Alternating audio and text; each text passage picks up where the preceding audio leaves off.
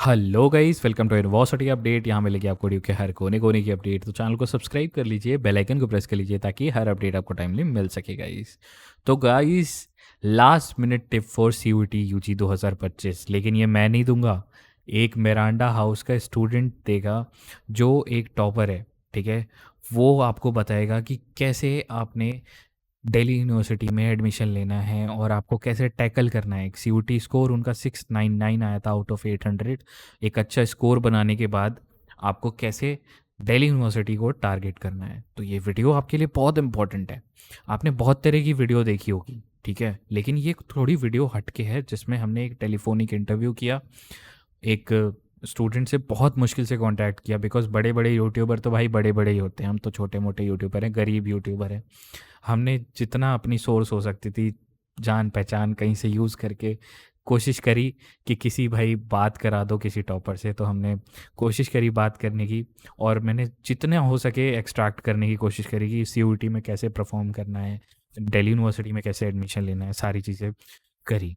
और इस वीडियो को बनाने में मैं एक चीज़ ज़रूर बोलना चाहूँगा कि जो लास्ट ईयर मैंने मेहनत करी थी बच्चों का एडमिशन कराने में, उसी चीज़ से मेरी एक पहचान बनी और इनको मैं कांटेक्ट संपर्क कर पाया ताकि आप उस तक वीडियो ले पाऊँ। बहुत मुश्किल से लाया हूँ गाइस वीडियो की क्वालिटी, और हमने बहुत इम्प्रूव करी है इसमें। ठीक है, तो गाइस आपका टाइम ना लेते हुए हम सीधा चलते हैं वीडियो पे।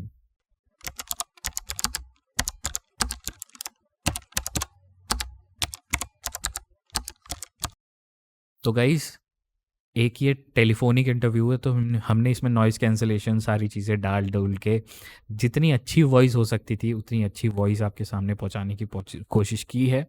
तो हर बच्चा ये वीडियो देखना और इस वीडियो को शेयर ज़रूर करना भाई, क्योंकि इस इन चीज़ों को आपको जितना शेयर करोगे और बच्चों तक जाएगी। और मैं नहीं चाहता इन चीज़ों के अवेयरनेस के बिना कोई बच्चा पेपर देने चला जाए।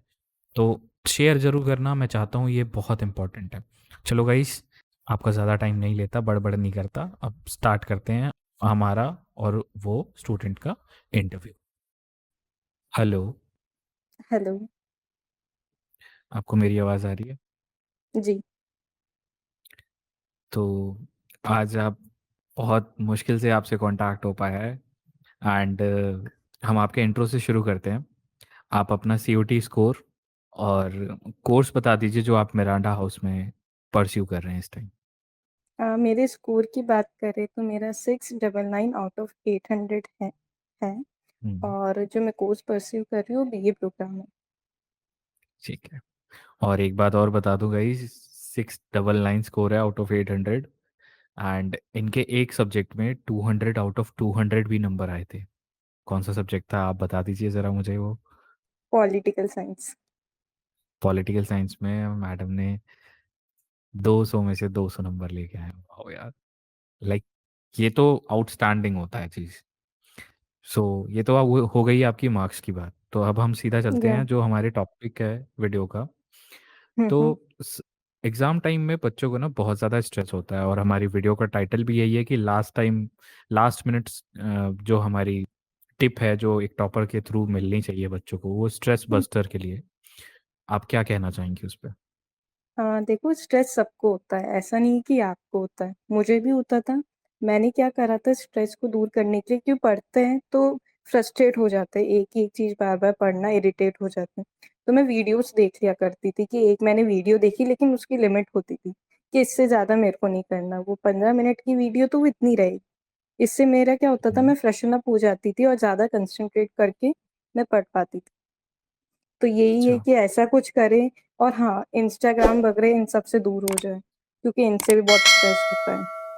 सो थोड़े टाइम के लिए ये सब छोड़ दें। मीन सोशल चीज़ों से आपने पूरा बॉयकॉट कर दिया था, एंड हाँ, फिर सॉर्ट आप, ऑफ। हाँ, तो स्ट्रेस हटाने के लिए मेन चीज़ आपने करा कि अपने टाइमलाइन में ब्रेक्स का यूज़ किया। क्या? जो ब्रेक। थोड़ा बहुत ब्रेक लिए हैं आपने, और फिर पढ़ाई पे वापस आप फोकस करने लगे। जी। तो गाइस, ये आप भी ध्यान रखना कि अगर आपको भी सीयूईटी के लिए तैयारी करने में प्रॉब्लम होती है तो थोड़ा थोड़ा ब्रेक्स लो बीच में, जैसे टॉपर मैम ने बताया कि भाई आपको ब्रेक्स लेने चाहिए। तो हमारा दूसरा सवाल आपसे ये है कि जो प्रिपरेशन होती है आपने स्टार्ट कैसे करी, उसको कंटिन्यू कैसे करा, क्योंकि कुछ बच्चे स्टार्ट तो कर देते हैं लेकिन वो पढ़ते नहीं है, बीच में पढ़ाई छोड़ देते हैं। आपने उस चीज को कंटिन्यू कैसे करा, और फाइनल पोजीशन पे आने पे, मतलब फाइनल टाइम आने पे आपने उसको कैसे समराइज करा, मतलब लाइक एंड में कैसे बहुत ज्यादा फोकस करके पढ़ाई करी, तो पूरा एक बार डिटेल में बच्चों को बता दीजिए। अगर मैं खुद के बारे में बताऊँ, जो हमारा सिलेबस होता है बोर्ड का, मैं सीबीएसई बोर्ड से थी, तो जो सिलेबस होता है बोर्ड का और सीयूटी हम्म। एग्ज़ाम का, ये बिल्कुल सेम होता है। तो हमें इतनी स्ट्रेस लेने की बात नहीं होती कि हमें फिर से पढ़ना पड़ेगा, क्योंकि जो हम बोर्ड में हम्म। जो हमने पढ़ाई करी होती है, वही हमारी हेल्प करती है सीयूटी के लिए। इसलिए जो भी आपने बोर्ड में पढ़ा पढ़ा है, वो यहाँ पर भी आपकी हेल्प करेगा। अब जब मेरा सब कुछ हो गया बोर्ड वोर्ड सब, अब मुझे सीयूटी के लिए पढ़ना था, तो मैंने क्या करा कि हम्म। पीवाईक्यू उठाए। मैंने देखा कि मैं हम्म। कहाँ स्टैंड करती हूँ, अगर मैंने वो पेपर अटेम्प्ट किया होता तो मेरी क्या पोजीशन है। तो मेरे पास अच्छा। डोमेन में 3 सब्जेक्ट थे, ज्योग्राफी, हिस्ट्री और पॉलिटिकल साइंस। तो मैंने इन तीनों हम्म। के मॉक पीवाईक्यू लगाए और देखा कि क्या क्या पोर्शन मेरा वीक है, कौन-सा स्ट्रॉन्ग है, जिससे मैं थोड़ा-सा भी हम्म। पढ़ूँगी तो मेरा काम हो जाएगा, किसमें मुझे ज़्यादा हम्म। वर्क करने की ज़रूरत है। तो मैंने सबसे हम्म। पहले पीवाईक्यू लगाए, फिर उसके बाद मैंने हम्म। चैप्टर वाइज़ रीडिंग करी अपनी, साथ के अंदर मैं हम्म। पीवाईक्यू भी एनालाइज़ करती थी। मैं हर मतलब अच्छा। वीक के अंदर 1 या 2 बार पीवाईक्यू लगाती थी, हम्म। क्वेश्चन सॉल्व करती थी। जो मेरे से नहीं होते थे, हम्म। मैं उन्हें देखती थी, ये क्वेश्चन कहाँ से पूछा गया है, उसे मार्क करती हम्म। थी अपने जो भी बुक होती है उसके अंदर साइड में, कि ये क्वेश्चन अच्छा। यहाँ से है, इस ईयर में पूछा गया है। जिससे हम्म। जब हम फिर से रिवीजन करेंगे, तो हमारी हेल्प करेगा। ये बहुत इंपॉर्टेंट चीज़ है गाइस, आप ध्यान रखना। जो पीवाई की उसको ये स्टडी करते थे, बिकॉज कुछ बच्चे क्या होता है डायरेक्ट मॉक्स लगाने लगते हैं, पर मतलब पीवाई की उसको पढ़ते ही नहीं है। तो पीवाई क्यूज आपकी प्रिपरेशंस में बहुत काम आने वाले हैं, बिकॉज इन्होंने क्या किया, पीवाई क्यूज को पढ़ा और फिर उसके पीछे बैकग्राउंड में पूरा एनालिसिस किया और उसके पूरा टॉपिक पढ़ा। देन ये बहुत इंपॉर्टेंट चीज़ है, अगर आप समझ रहे हो इस चीज़ को तो। हाँ जी, आप बताइए अब हाँ, तो आगे। हाँ, तो जब पीवाईक्यू हो जाता है, अब जैसे मैंने 2024 में दिया था, तो 2 साल की हम्म। पीवाईक्यू थे, तो ज़्यादा नहीं थे, हम्म। तो इन्हें ईज़ी करना आसान था। पीवाईक्यू तो करना ही है, और साथ के अंदर प्रैक्टिस के लिए चैप्टर वाइज़ जो क्वेश्चन्स होते हैं, वो कहीं भी अवेलेबल हो जाते हैं ऑनलाइन, वो करना, उसके बाद हम्म। मॉक लगाना, just for the practice hmm. कि हाँ, कि क्वेश्चन ऐसे-ऐसे भी पूछे जाते हैं। PYQ, hmm. Chapter wise questions and mock, you are sorted. लेकिन चाहे मॉक कम लगाना है, लेकिन पीवाईक्यू करके ही जाना। पीवाईक्यू पे कोई कॉम्प्रोमाइज़ नहीं होना चाहिए, क्योंकि वही की है कि जो आपको अच्छे नंबर दिला सकती है। एंड देन आपने उसको लास्ट में समराइज कैसे किया, क्योंकि बिकॉज लास्ट हुँ, टाइम में हुँ। बहुत स्ट्रेस हो जाता है, तो उसको कैसे या आपने हैंडल किया। देखो, मैंने आपको बताया था कि जब मैं पीवाईक्यू एनालाइज़ करती थी, तो मैं साथ में सारे नोट्स अपनी बुक में साइड में लिख के रखती थी, कि ये पैराग्राफ में तो इसमें क्या है, क्या इम्पोर्टेंट है, नथिंग एल्स। हम्म। जब मैं पढ़ती थी, जब मैं उस लाइन में नहीं जाती थी, मैं अपने साइड के नोट्स में करती थी, जब भी मेरे को रिवीजन करना हम्म। होता था। एग्ज़ाम के टाइम हम्म। मैंने यही करा था, जो नोट्स हैं मेरे छोटे-छोटे, मैं उनको ही पढ़ती थी साइड। हाँ, तो ये बहुत इंपॉर्टेंट चीज़ बताई है। देखो अब कुछ बच्चे क्या करते हैं, नोट्स बनाने के लिए पूरी लीपा पोथी एक उठा के ले आते हैं। एक पोथी तो उनके पास पहले होती ही है एनसीईआरटी, दूसरी पोथी वो खुद बना लेते हैं नोट्स की। तो इन्होंने वो गलती नहीं करी, अपना टाइम सेव किया। ठीक है, तो ये बहुत इंपॉर्टेंट ट्रिक है आपके लिए, अगर आप यूज़ करोगे। बुक्स में एक मार्कर ले आ लो, हाइलाइटर ले आ लो, पेन रखो, पेंसिल रखो, उससे मार्क कर लो और सिर्फ मार्क चीज़ों को पढ़ो एंड टाइम पे। तो ये बहुत फ़ायदेमंद चीज़ बताई है इन्होंने। तो जैसे आपकी प्रिपरेशन हो गई पूरी, तो आपने जो हुँ, मॉक्स के बारे में बताया और पीबीआईक्यूज़ के बारे में बताया, हुँ, तो आपने हाँ। टोटल कितने मॉक्स लगाए थे? लाइक कितना उनका अमाउंट कितना रहा होगा? मॉक्स कितने तक प्रैक्टिस कर लो तो आपको एक सैटिस्फैक्शन हो गया था कि नहीं मैं अब तैयार हूँ? मैंने जैसा कि बताया कि पीवाईक्यू तो सारे ही करे थे। मॉक में हाँ, मैंने 8 या 10 के अराउंड करे थे। इससे ज़्यादा नहीं फुल गए थे, लेंथ। क्योंकि पीवाईक्यू भी हाँ, फुल लेंथ। क्योंकि पीवाईक्यू अच्छा, चैप्टर वाइज़, क्योंकि फिर क्वेश्चन एट द एंड है ना, घुमा-फिरा के वही आता है, तो अच्छा। ज़्यादा लगाने का मतलब नहीं है। पीवाईक्यू 8 से करने 10 मॉक चैप्टर वाइज़ हर हो। सब्जेक्ट हाँ, के? हर या सब्जेक्ट के? हाँ, अच्छा। और सब्जेक्ट वाइज़ भी लगाए थे आपने, टॉपिक वाइज़ भी लगाए थे? हाँ, चैप्टर वाइज़, टॉपिक वाइज़ नहीं, चैप्टर वाइज़। अच्छा, सॉरी। हाँ, तो आपने कितने मॉक्स टोटल किए थे? लाइक मतलब पहले तो फुल लेंथ तो अलग हो गए, और क्या नाम हम्म है, जो टॉपिक वाइज होते हैं वो अलग हो गए। वो कितने मार्क्स होंगे टोटल? देखो चैप्टर जितने होते हैं एक आप इतना लगा लो, जैसे 14 या 15 चैप्टर्स होते थे हमारे हिस्ट्री के अंदर, जहाँ तक मुझे अभी हाँ, याद है वितने, वो चैप्टर वाइज हो गए। पीवाईक्यू जो है हाँ। उनको गिन लो, और मॉक, तो मॉक अगर आप अच्छा, कम भी लगाओ तो भी काम चलेगा, क्योंकि आप ऑलरेडी बहुत कुछ कवर कर लेते हो पीवाईक्यू चैप्टर वाइज में। मॉक कम से कम 8 तो लगानी है, ताकि आपकी हैबिट आ ठीक। जाएगी, आपकी स्पीड बढ़ती है। आपने कितने लगाए थे मैंने टोटल मिला के, सब्जेक्ट वाइज, मतलब टॉपिक टोटल वाइज में और मॉक टोटल टेस्ट? एग्जैक्ट मतलब में नहीं बता पाऊंगी। वही जानना चाहता हूँ ना मैं, मतलब कि आपने टॉपिक वाइज कितने मॉक्स लगाए थे? लाइक 14 टॉपिक्स थे तो 14 तो मॉक्स वो हो गए, ठीक है। हाँ चैप्टर और वाइज। फुल लेंथ के 8, 8 आपने जो मेंशन किया, 14 हाँ और 8 कितने हो गए? 22 हो गए। और पी वाई क्यूज आपने 2 साल के लास्ट लगाए थे, हाँ तो आपने कुल अराउंड 22 से मान के चलिए 25 तक आपने हर सब्जेक्ट में आपका यही हाँ। ग्रॉस रहा होगा, है जी। ना? जी। ठीक है। तो देख लो गाइस, आपके लिए ये बहुत इंपॉर्टेंट चीज़ है कि आपको 20 से 30 मॉक्स और पीवाईक्यू सब मिला के इतना बहुत हो जाता है, लाइक इट्स इनफ। ओ और अगर हाँ, आपको मोर फिर, देन इनफ। हाँ, अगर आप अंडर कॉन्फिडेंट हो, फिर भी आप अंडर कॉन्फिडेंट हो, तो आप और लगा सकते हो और प्रैक्टिस कर सकते हो। और मैंने एक वीडियो और बनाई है गाइस, चैट जीपीटी से आप कैसे मॉक टेस्ट क्रिएट कर सकते हो। आई बटन में वो वीडियो जरूर आ रही होगी, जरूर देखना वो वीडियो, ठीक है। अभी फिलहाल और आगे मैडम से बात कर लेते हैं ज़रा। तो आपने जो तैयारी कर ली और क्या नाम है, सब कुछ कर लिया, तो अब हम्म आता है फाइनल एग्जाम डे। तो आप सुबह सुबह हम्म। कैसे तैयार होके एग्जाम सेंटर गए थे?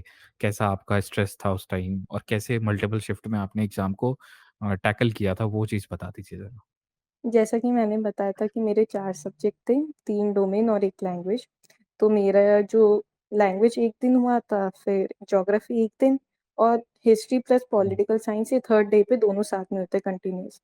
तो हम्म, नॉर्मल था, मैंने एडमिट कार्ड वगैरह सब पहले ही निकाल के रखा था, एंड टाइम पे कुछ भी नहीं छोड़ा था, क्योंकि एंड टाइम में क्या होता है हम भूल जाते हैं अपना, सारी चीजें पहले ही हम्म। रखी थी मैंने अपनी किट, जो भी पेंसिल का होता है मैंने पहले ही बना के रख लिया था कि हाँ ये लेके हम्म। जाना है सीधा सामने।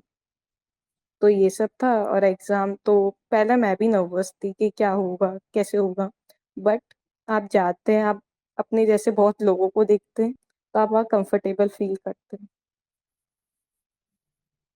फिर आपने उसको, मतलब मल्टीपल शिफ्ट में एग्जाम को कैसे टैकल टैकल किया था? बिकॉज मल्टीपल शिफ्ट में लास्ट टाइम हुआ या था, इस बार भी हाँ। होगा, तो हम्म। कैसे टैकल किया था? अब हमें मेरे को क्या था, मैंने हिस्ट्री प्लस पॉलिटिकल साइंस था मेरा कंटिन्यूस, कि एक पेपर दिया उसका टाइम है, उसके बाद आपका दूसरा पेपर स्टार्ट हो जाएगा, नो ब्रेक्स नथिंग, कि आपको 2 घंटे बैठकर 2 पेपर एक साथ देने हैं। तो उसके लिए मैंने सबसे पहले करा था कि सबसे जितना कम हो सके अपनी डाइट को कम रखना, क्योंकि गर्मी होती है तो लिक्विड वगैरह इन पे ज़्यादा रहना। और अगर मैं पढ़ाई के बारे में बात करूँ, तो जो आपके नोट्स होते हैं ना, दे विल हेल्प यू, तब आपको रियलाइज होगा कि नोट्स बनाने कितना अच्छा होता है, क्योंकि आप उस समय इतने कम समय में आप हर लाइन हर पेजेस में नहीं जा सकते, वो नोट्स आपकी वहाँ हेल्प करते हैं। तो मेरे लिए भी वही नोट्स हेल्प करे थे। मतलब जो आपने नोट मेकिंग किया था, हाँ वो साइड में। आपको एग्जाम्स में याद आया था वहाँ पे सारा चीज़ें, हाँ, है ना? क्योंकि वो मैंने खुद ने बनाया था ना अपनी अंडरस्टैंडिंग पे, हाँ। और मैंने जो भी मल्टीपल रिवीजन करे थे, मॉक पीवाईक्यू लगाए थे, वो सब अपने आप हेल्प करता है वहाँ। एग्जाम डे पे आपको हेल्प करता है, तो ये एक बहुत चीज़ इंपॉर्टेंट है। जिन बच्चों को डर लगता है ना एग्जाम के टाइम, तो गाइज अगर आपने ये टाइप की प्रिपरेशन कर रखी है, तो वहाँ एग्जाम में जाके आपको कोई डर नहीं लगने वाला। आप बिल्कुल कॉन्फिडेंटली पेपर कर पाओगे। तो ये तो हो गई एग्जाम डे की बात। अब हम्म फाइनली जब आपका रिजल्ट आया सीयूईटी का, और हम्म। जो कि सबको पता है कि अच्छा है, एंड फिर आपने दिल्ली यूनिवर्सिटी में मिरांडा हाउस को कैसे अप्रोच किया, मतलब कैसे एडमिशन लिया? हाँ, अगर हमें ड्यू के अंदर एडमिशन लेना होता है तो ड्यू का एक अपना फॉर्म होता है, कॉमन सीट एलोकेशन सिस्टम होता है, जिसे हमें फिल करना होता है। फिर जब रिजल्ट हाँ। आता है तो वो अपनी प्रेफरेंस लिस्ट का ऑप्शन देते हैं कि बच्चे अपनी बता सकते हैं उन्हें क्या क्या क्या इच्छा है, कौन कौन हम्म, से कोर्सेज चाहिए, तो वो अपनी चॉइस दे हम्म, देते हैं। तो इसके अंदर अब जैसे कि ये नया सिस्टम था तो मैं भी बहुत ज़्यादा कंफ्यूज थी कि चलो एक बार हम्म, फॉर्म, जब आप फॉर्म भरते हैं ना तो गलती होने का हम्म, चांसेस रहता है। अब जैसे मेरे केस में मैं एनसीसी में थी, तो मेरे को डाउट था कि मैं अपना लगाऊँ या नहीं लगाऊँ। तो उस समय मुझे एक हम्म, मेंटर की नीड पता चली थी। तब फिर मैंने बहुत देखा कि किससे पूछूँ, किससे नहीं। तो मैंने यूट्यूब पे बहुत देखा, फिर मैंने आपकी वीडियोज़ वगैरह देखी भैया, तो फिर मैंने आपको अप्रोच करा था आपके कोर्स बाय करके। फिर आपने बताया था कि ये एलिजिबल नहीं होगा। तो उसके अंदर अगर मैं मतलब अपलोड कर देती तो क्या पता मेरा वो रिजेक्ट हो जाता फॉर्म। हाँ, क्योंकि ड्यू का एक पैटर्न होता है कि अगर आप फॉर्म्स में गलती करते हो या आप प्रेफरेंस शीट में गलती करते हो तो आपकी सीट हाथ से चली जाती है। तो इन्होंने एनसीसी अपलोड करना था इन्हें, बट एनसीसी के अगर रिक्वायर्ड डॉक्यूमेंट नहीं थे इनके पास। तो जब रिक्वायर्ड डॉक्यूमेंट ही नहीं है तो उसे अपलोड करने का कोई फ़ायदा नहीं था। एंड इतने अच्छे नंबर पे भी एनसीसी लगा के कोई फ़ायदा नहीं था ना। तो मैंने इन्हें सजेस्ट किया था उस टाइम कि भाई आप नॉर्मली जनरल कोटा, तो इनका जनरल कोटा ही है, आप नॉर्मली compete करो। हाँ जी। हाँ, तो वो सब हुआ, फिर प्रेफ़रेंस मैंने आपका जो टैग्स थे मैंने परचेज़ करे थे, फिर आपने मेरी प्रेफ़रेंस लिस्ट बनवा दी थी। और हम्म, शायद आपने ऐसे कोर्सेज़ भी रखे थे जो अगर मैं खुद बनाती पर्सनली विदाउट एनी मेंटरशिप और एनीथिंग लाइक दैट, तो मैं वो कोर्सेज़ नहीं हम्म, रखती और शायद मुझे मिरांडा हाउस नहीं मिलता, कोई नॉर्थ कैंपस या साउथ कैंपस के कॉलेज में होती अभी मैं। तो thank you hmm, for that. ठीक है। देखो गाइज, आपके फॉर्म्स में गलती होने के चांसेस होते हैं। आपके क्या नाम है, क्या नाम, जैसे प्रेफरेंस शीट में इन्होंने बोला कि हाँ, नो डाउट इनको मिरांडा हाउस जितने नंबर आ रखे हैं अच्छे खासे, लेकिन मिरांडा हाउस ऐसे नहीं मिल जाता किसी को कि वो रखा हुआ है आपने उठा लिया जाके। ऐसा नहीं होता। वहाँ पे क्या होता है कि आपको प्रेफरेंस शीट फिल करनी होती है। ठीक है। प्रेफरेंस शीट में क्या होता है, अब जैसे पॉलिटिकल साइंस है मिरांडा हाउस में, तो पॉलिटिकल साइंस में 780 नंबर वाला बच्चा भी दौड़ लगा रहा है, पॉलिटिकल साइंस में 750 नंबर वाला भी दौड़ लगा रहा है, पॉलिटिकल साइंस में 720 नंबर वाला भी दौड़ लगा रहा है। इनके आए थे 699। तो उतनी हाई कट ऑफ रहती है उसकी। तो अब इन्हें कैसे वो स्कोर दिलाया जाए, वो कैसे कोर्स दिला जाए। तो इनका प्रेफरेंस था कि मुझे हिस्ट्री करना है। ठीक है। बीए प्रोग्राम से हिस्ट्री करना था इनको। तो वहाँ पे क्या हुआ कि मैंने थोड़ा सा दिमाग लगाया कि इतने नंबर पे शायद ही इनको मिरांडा तो ना मिले, लेकिन हंसराज ज़रूर मिल जाएगा। हंसराज तक कट ऑफ आ जाएगी, इनको अलॉट हो जाएगा हंसराज। लेकिन इन्होंने मेरे से बोला कि भाई मिरांडा ही चाहिए मुझे, मिरांडा बहुत अच्छा लगता है। तो मैंने कहा कि देखो आप हिस्ट्री के साथ ये वाला कॉम्बिनेशन रख लो। तो इन्होंने जो कॉम्बिनेशन रखा एंड फाइनली वो अलॉट हो गया। और सेकंड राउंड में इनको अपडेट होके, मतलब फर्स्ट राउंड में इन्हें हंसराज ही मिला था, सेकंड राउंड में इन्हें मिरांडा मिल गया। जी बताइए, आप कुछ बोलना चाहते हैं तो वो आप भी बोल लीजिए। बोलना तो क्या है, थैंक यू सो मच। और तो क्या ही बोलूँ मैं। तो अभी अभी फिलहाल आपका मतलब लाइक कैसे चल रहा है कॉलेज, लाइक अच्छा कैसा है चल रहा है मिरांडा वाले? बहुत सुंदर है, कॉलेज सही में बहुत सुंदर है। और जो उसकी हाँ। हाइप है ना, वो कॉलेज फेस्ट में पता चलता है। अभी हमारा रिसेंट में हुआ था टेम्पेस्ट, तो पता चला कि क्यों हम्म, इसकी कट ऑफ इतनी हाई जाती है, क्यों। ये रियलाइजेशन हम्म। हो गया। हम देखो, फेस्ट तो एक बात होती है कि भाई मिरांडा का फेस्ट है तो भाई मिरांडा का और फेस्ट तो अलग ही पढ़ाई होता है, बाकी लेकिन फैकल्टी भी सही में बहुत अच्छी है, हमारे जो फैकल्टीज भी टीचर्स, होती हैं वहाँ पे। हाँ। उनका अलग ही लेवल है। वहाँ फैकल्टी अच्छी होती है, वहाँ की प्लेसमेंट अच्छी होती है, सब कुछ अच्छा होता है। आपको फर्दर जैसे जैसे आप सेकेंड ईयर में जाओगे, थर्ड ईयर में हम्म जाओगे, हम्म आपको पता हम्म चलता जाएगा सारी चीज़ें कि मिरांडा क्यों इम्पोर्टेंट है। नॉर्थ कैंपसेस, मतलब हर बच्चा क्यों इसको टारगेट करता है, क्यों। तो हाँ। इस क्यों का रीज़न आपको धीरे धीरे क्लियर होता जाएगा। हम्म, तो ये थी हमारे साथ टॉपर। तो आपने सुन लिया होगा कैसे बताया, सारी चीज़ें बताई और सारी चीज़ें मैंने पूछने की कोशिश करी। तो मैंने जैसे वीडियो की स्टार्टिंग में कहा था कि जैसा भी हमने पिछले साल बहुत अच्छा काम किया था, हमारे चैनल ने बहुत अच्छा काम किया था, जिसकी वजह से एक कांटेक्ट मिल पाया और फाइनली हम गरीब यूट्यूबर कांटेक्ट कर पाए एक टॉपर से। ठीक है। तो होप सो आपको वीडियो पसंद आई होगी, और एक वीडियो को लाइक ज़रूर करिएगा और चैनल को सब्सक्राइब ज़रूर करिएगा, बिकॉज CUET की वीडियोस आपको सारी मिलती रहेंगी यहाँ पे। ठीक है। और गाइज़, एक मेरा टेलीग्राम ग्रुप है, उसको भी फॉलो कर लो, उसकी भी डिस्क्रिप्शन में आपको दे देता हूँ।